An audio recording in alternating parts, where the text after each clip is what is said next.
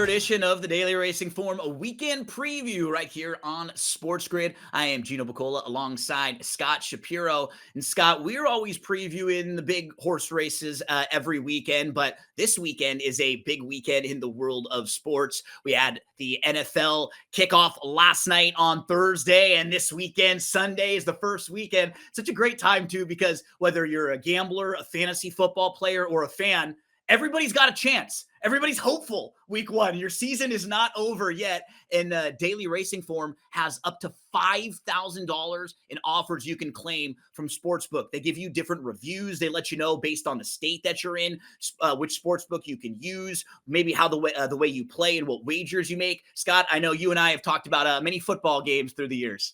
I'm fired up, man. This is when our two majors, well, for me, the two things, mesh. We get the end of the summer meets into the NFL season. I couldn't be more fired up.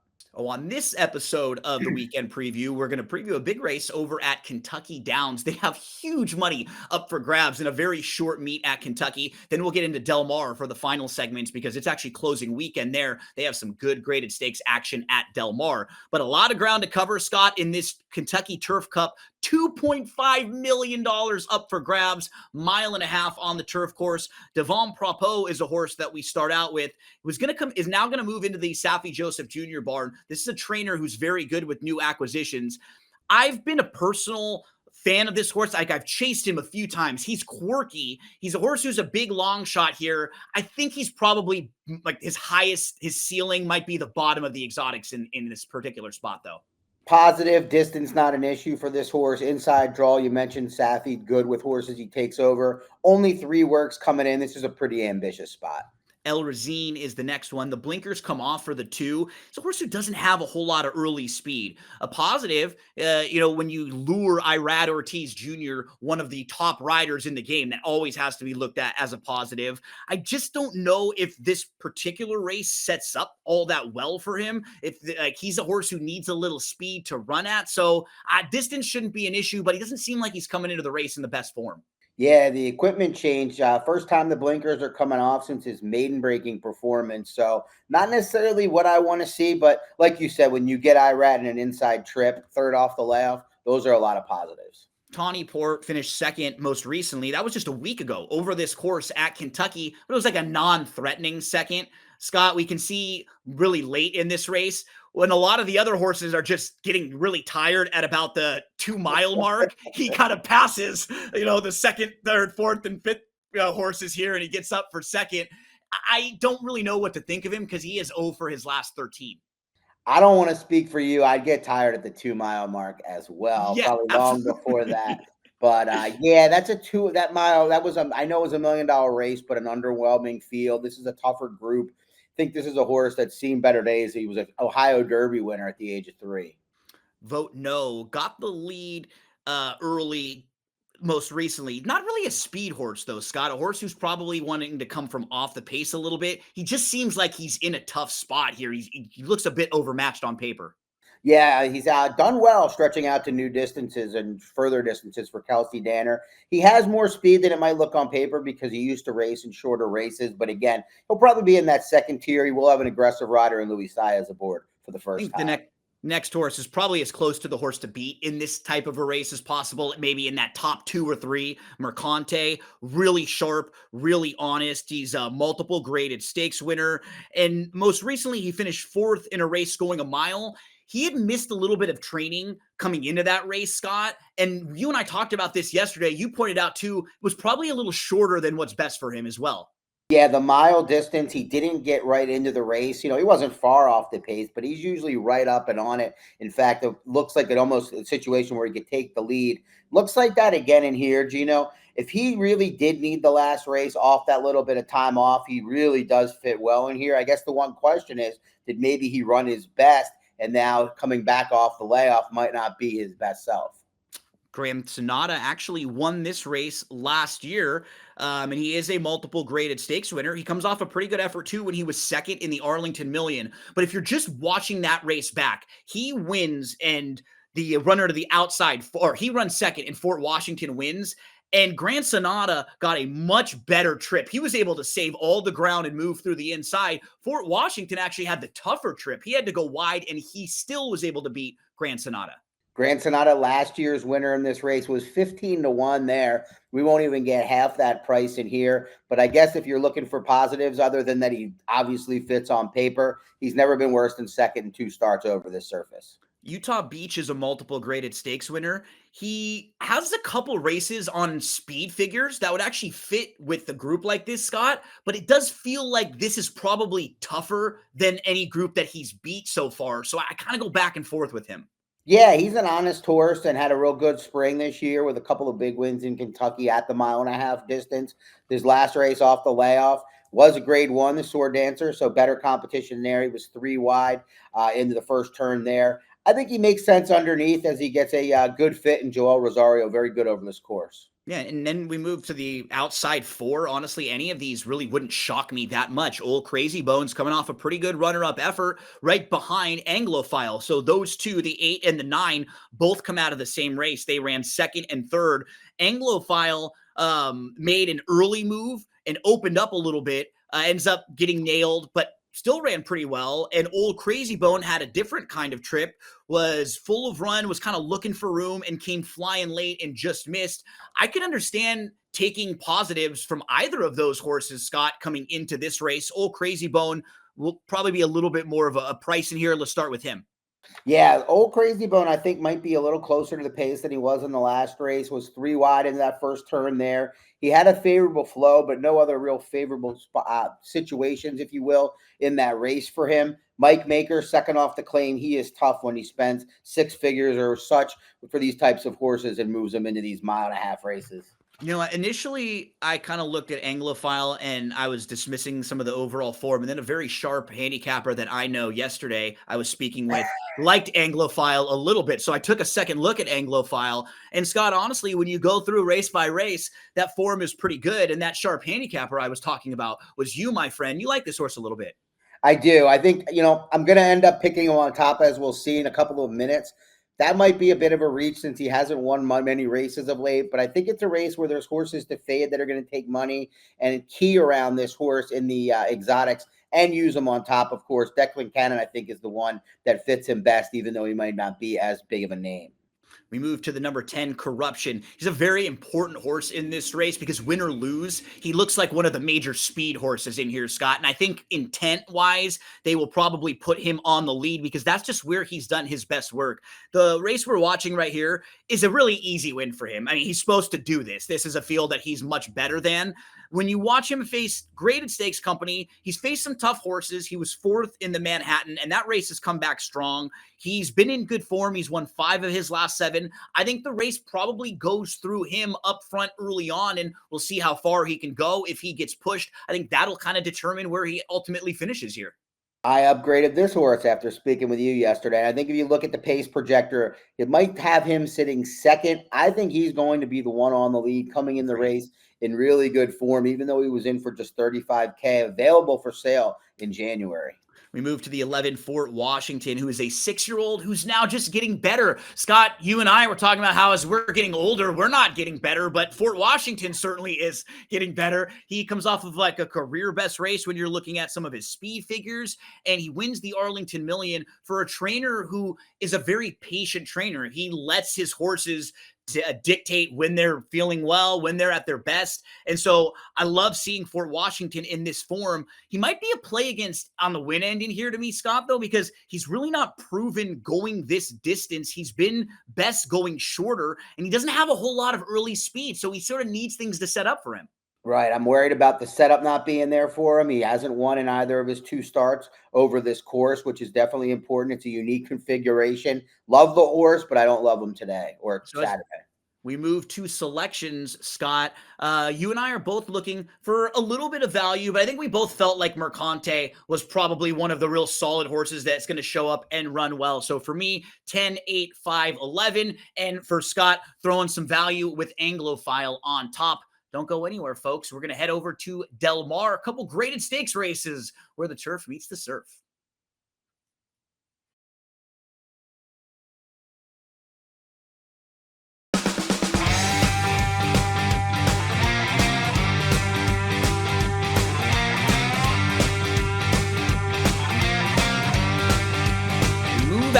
West Coast to talk about some Del Mar. But before we do, we want to let all of you know about a new daily racing form product that's called DRF Newbie. And I think for a lot of the SportsGrid fans that are sports bettors and maybe not the most hardcore horse racing bettors, maybe you play once a week or on the big days, you might really enjoy this. It's something you should pass around to your friends who may have a maybe tough time handicapping horse races, because Scott, you open up the form sometimes and it's a lot if you don't know the races and the past performances. What Newbie does on on your mobile, on your phone, and if you go to newbie.drf.com, you can check it out, puts things very visual for you, lots of graphs, lots of spotlights, some rating numbers that just shows you who might have the early speed, who might have the late speed, which of the trainers or which of the jockeys are doing the best. Check it out. DRF Newbie, newbie.drf.com. Heading over to Del Mar for the John C. Maybe, race number 9 on Saturday, September the 6th, mile and an eighth on the turf course. Scott, we have 4 of these horses that come out of the same race, the Yellow Ribbon. It was a prep race for this. Then you also have 4 Phil D'Amato runners. 3 of those were in the Yellow Ribbon. We actually start out with Mahina, who had a little bit of a sneaky kind of traffic. I don't know if she was going to win. She seems like she runs similar races all the time. She's a horse who needs some pace to run at. She's going to sit back. She's going to launch one late run. She's multiple graded stakes placed, but she hasn't really won any of these big ones. No, and she has not even hit the board in, excuse me, in 6 starts in Del Mar. That's funny. I had the very similar thing written down. Runs a very similar race every time, kind of in that mid-80s buyers. I don't think it's going to be good enough in here to do much. Maybe hit the board, like you said. Public Assembly is still lightly raced with some upside, is a grade 3 winner. She finished second in the Yellow Ribbon. And really, when you look at her recent form, the only bad race on the page is the Gamely, when Be Your Best probably outclassed that field. Here's Public Assembly in the Yellow Ribbon. She was in the 2 paths. She was in between horses early. She ends up winning a battle here for second and for some of the minor awards. She wasn't going to win. She was chasing Lone Speed, but she's solid in here, Scott. The problem is, there's a lot of horses that kind of look similar on paper, or like they're not separated by all that much. And then there's 1 or 2 new faces that look like they may be the standouts in this race. I have no problem with Public Assembly. I'll probably have towards the bottom of exotics, but I need a little value, I think, to play her in here. Well, the problem is much like it was last time you mentioned Lone Speed, the favorite, taking them all the way in the Yellow Ribbon. There's not a lot of speed in here at all. Yep. I mean, it's going to be a very similar race shape, and I'm not sure 5th start as a 4-year-old. She's been in the Chad Brown barn before, if she has that move forward in her. Yeah, and she's not fast. In her last 2 races, she's lost to horses who have been on the lead and Lone Speed. Mission of Joy is a multiple graded stakes winner. This horse I've tried to get to a couple times recently, Scott, because she has some back class, but she is just 1 for her last 13. Can she get back to some of those races from, the first half of 2024 when she was really in good form? I don't think she can, would be my answer. I was a big fan of this filly at the time. Saw her race at Churchill when I was there once, and she was just better. I mean, she was forward a little more last time than I think she wants to be. We talked about the race shape. You can maybe make that case for her, but it's going to be a similar race shape today, or in this race. She's a little bit wide, but I couldn't find as many excuses. Maduro just looks really well spotted in here, Scott. When you're looking at a group of horses that are all kind of similar and maybe not that exciting and they don't really jump off the page to bet, Maduro's form overall is just good. She's never been worse than 3rd. She's multiple grade 1 place. She's a grade 3 winner. And the real key, she had been off and she made her first start as a 4-year-old. And it was really good. It was basically her best career start. You feel like she can step forward off of that. She's got some versatility. There's just so many things to like about her. And in a field where a lot of the other horses are just kind of okay. Yeah, she struggled to put races together in her career too, and to an extent. Nice to see that she was able to kind of come right back off of what was probably a prep for this spot in the Oceanitis, which is a restricted special weight. Or not a special weight, but a restricted stake. She should be forward to an extent in this field, and she likes this turf course. Not a lot to hate. Yeah, likes Del Mar, proven at a mile and an eighth. We move to Hopeful. She wins in her first start in the U.S. back in June. Then in July, she had a brutal trip. Now, you could take two things, right? Tough trip doesn't mean she's going to win this race, but it was kind of a no chance trip. She was like wide and in between horses and just put a line right through it. I think it says something that the connections want to come into this spot. Mark Glatt, who's been kind of raising his game to one of the top trainers in Southern California the last few years. What do you think about Hopeful in this spot? You could definitely make an excuse for her last, but you got to wonder about the quality of the field she faced. It was like a 6-horse blanket finish, basically, and it was Baltic Fire, who we'll get to shortly. That was 57-1, and really had nothing on form to put to show you that she was capable of really winning that race. So, with Hopeful, to me, that trip might get her over a bet, but she makes a little sense. Yeah, I kind of thought she could maybe hit the board here, but would need to see more to get a win from her. Kentucky Gal on paper looks like one of a few horses that might be forwardly placed in here, at least intentions with Edwin Maldonado aboard, who's a speed rider, and with the blinkers aboard, with Phil D'Amato having 4. I feel like he's got to pick one of his charge that's going to want to go towards the front end, and maybe it's this one, Scott. Why wouldn't he want to go with this Churchill filly? There's not a lot of speed at all in here. She's been not able to make a lone lead going further distances, which normally wouldn't be sharp enough to get you to the front. But with the blinkers on, 3 other horses in Maldonado, I think she's on the lead. Probably not good enough to win, but she can hang around. Give me another, came from South Africa, was undefeated, 7 for 7 when coming into the U.S. Has not won, but has finished second 3 times in 4 graded stakes races here. This is a pretty solid effort. I think it Woodbine with the big turf course in the long stretch. She may got a little lost out here on the front end, Scott. Feels like a very good spot for Graham Motion to ship her in to Del Mar this weekend for a graded stakes. Yeah, I remember her coming in for her first start at Tampa. She's run really good races, but the problem is she won all of her races in South Africa and none here. So I don't know where that puts her here in this spot. She's going to take quite a bit of money, I think. Baltic Fire was that long shot winner at 50-1, Scott. I got to make her prove it this time back to back. Absolutely agree with you. That feels like last time was the time. Hang the Moon is a multiple graded stakes winner. Had to shake off the rust off an 8-month layoff, but I would have liked to see a little bit more from her because I didn't think it was that strong of a field. I don't really know the quality of the horses she was beating either in those graded stakes. I agree. I think she might get a forward somewhat trip from that outside post, but another one that I don't think is quite good enough. Well, Scott, in this race, you and I are going to go a little formful. On paper, it just looks like a great race for Maduro. Second start back, facing a lot of horses who aren't really in the best form. We're both going to put Maduro on top. In fact, we have the same 4 horses, just in a slightly different order. So we'll take a quick break. When we return, we'll take a look at the Del Mar Debutante and preview that grade 1 on Saturday.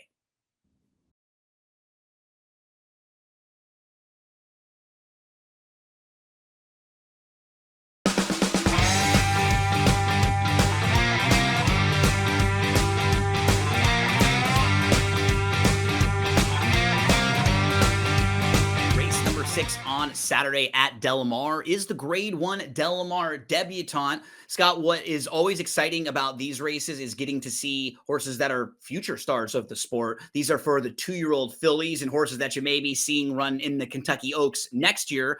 And most of the time in Southern California, these races with young horses are dominated by Bob Baffert. And that is the case again in here. Baffert has won this race 11 times. He has 3 really live contenders with Explora, with Amica, and with Bottle of Rouge. So those 3 will be major players. And what makes it tough sometimes for us as handicappers and gamblers, Scott, a lot of the Bob Baffert runners are fast horses. They're talented horses. They're bred well. They get out of the gate quickly. So when you have a race where there's 2 or 3 of them and they've shown speed, sometimes it's hard figuring out which of the ones is going to get the lead because they're probably not all going to line up against each other in battle for the same trainer. Right. I mean, I think some people overthink it at times, think that there's a plan, but especially with very young horses. But there has been times where it definitely feels like there's intent from some and not the other. In this field, I would think they all want to get out of the gate well as 2-year-olds lightly raced. It's tougher with these young horses to do that, right? Because you want to play these. You don't necessarily play games. You want to be teaching these horses the right way to run early on when they're so lightly raced. Explora was very good. Scott earned a big figure, got to the lead, and just cruised in that debut. What do you think about her in here? Well, it tells me a lot that Baffert's willing to bring her back on 3 weeks rest, August 17th, right? I mean, he does not somebody to rush them back in here. Modest female family from what I could find, 350K, and ran like it. Took advantage of an inside draw and was easily best. And you feel like Juan Hernandez probably could have had his choice of the Bafferts because he was aboard all three of them winning, and he ends up on this filly down on the inside. But Hamika is actually the most proven of anyone in this field, Scott. She's a graded stakes winner. She's won twice, and she has shown us she can sit off a little bit and pass horses if need be. It's always something that's important with these younger horses, just knowing that they can be behind horses and overcome that if they have to. She's the clear one to beat. $900,000 purchase. We're recording this before the morning line is out, but she is going to be hammered, I would assume. The one thing to note, you talked about how many times Bob wins this race. It's normally or recently has not been with the same filly he's won the Sorrento with. If he's won both, Executive Privilege is the last in 2012. You know, it might make me look foolish, but I think she's worth taking a swing against at her likely price. I agree. We moved to Forliness, who was super impressive, came from 10 plus lengths out of it, but that was against a much softer group of horses, would have to step up huge in this race to compete. $32,000 maiden claimer into a grade one is ambitious. Maybe you can make the case that she just sits back and passes half the field or something, but came through the rail last time with a big setup against way lesser at 8-1. Tough one.